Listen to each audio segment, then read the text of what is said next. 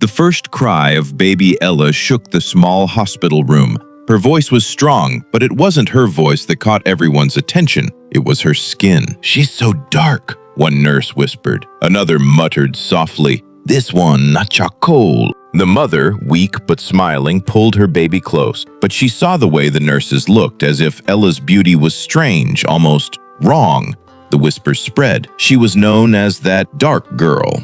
As she grew, Ella's skin glowed like polished ebony under the sun. Her parents tried their best to remind her that she was beautiful. Her father called her, "My precious midnight star." Her mother often said, "Your skin carries the strength of our ancestors," but outside their home, she faces mockery. Children laughed at her in the marketplace. Strangers compared her with charcoal. Ella started to notice the difference early. At school, the lighter-skinned girls were praised. They were called pretty, bright, beautiful. But when it was Ella's turn, the words changed. Dark, strange, unusual girl. Every insult built a heavy wall around her little heart. She blamed her parents. She blamed herself. Some nights alone she cried and asked God, "Why me?" But her story began to change from the day her wise grandmother came to visit.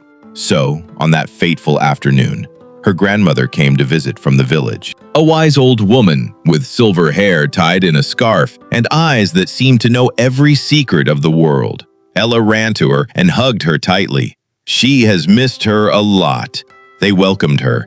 Everybody was happy to see her that day. Later that day, the old woman was sitting alone outside, watching the environment and catching some natural fresh air. Ella went and sat close to her with a heavy face, but her voice cracked as she whispered, "Grandma, why am I like this? Why am I cursed with this skin?" The grandmother held her face gently, wiped her tears, and said, "My child, your skin is not a curse, it is a crown. Sit and let me tell you a story. Long ago, in the animal kingdom, all creatures had plain white fur. The sun grew angry one day and said, 'You are all the same. There is no beauty in sameness. I will paint each of you with my own hand.' So the lion was given gold. The parrot was given many colors. The zebra got stripes. When it was time for the tortoise, the sun chose deep brown, the color of the rich earth. The other animals laughed. 'Why so dark? Why not bright like the others?' But when famine came and the land grew dry, only the tortoise's shell blended with the earth. Only the tortoise could hide and survive. That dark shell saved his life. And from then on, all animals respected him." Grandmother leaned closer and whispered, "So you see, Ella, what they mock is what protects you. What they call ugly is what makes you powerful." She looked beside Ella and saw her school water bottle. "Get me that water bottle," she said. Ella picked the bottle and brought it to her. The old woman now turned to her and said, "My daughter, the only solution that can stop you from being mocked in the school is the water inside this your school water can." Ella looked at her curiously and said, "Ma, the same water I have been taking to school. Or is there any other type of water?" The wise old woman smiled and answered, "It is the same water, but this time I will be the one to fill your bottle for you. I will fill it for 3 days, and on the 3rd day you will walk around the school like a princess that you are, and no single one will mock you." Ella stared at her grandma with a doubt in her mind, but didn't say a word. Inside her mind, she said to herself, "How is it possible?" So the next morning, which is day 1, Ella dressed up early for school and went to her grandma to tell her that she is ready to go. The old woman smiled and brought out the water bottle and gave it to her.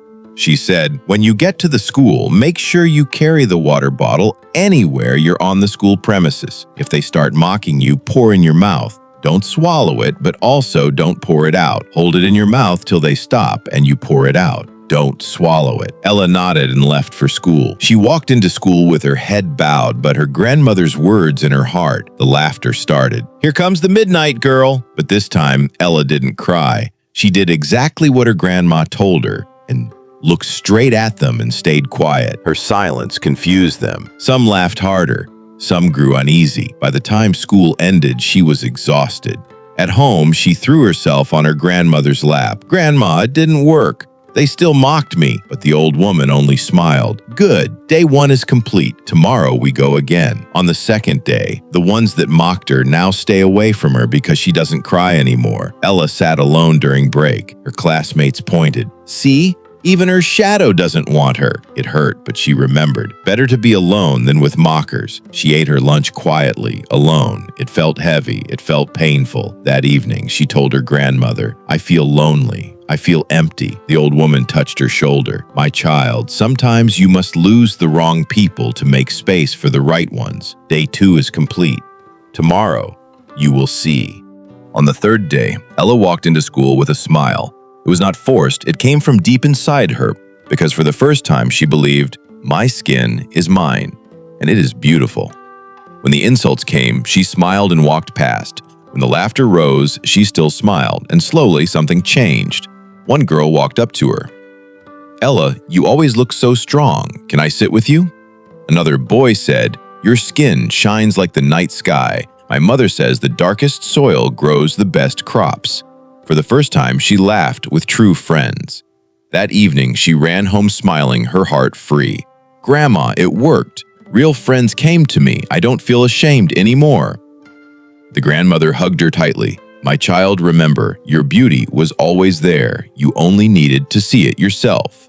First, that night, Ella whispered, Grandma, I promise I will never hate my skin again.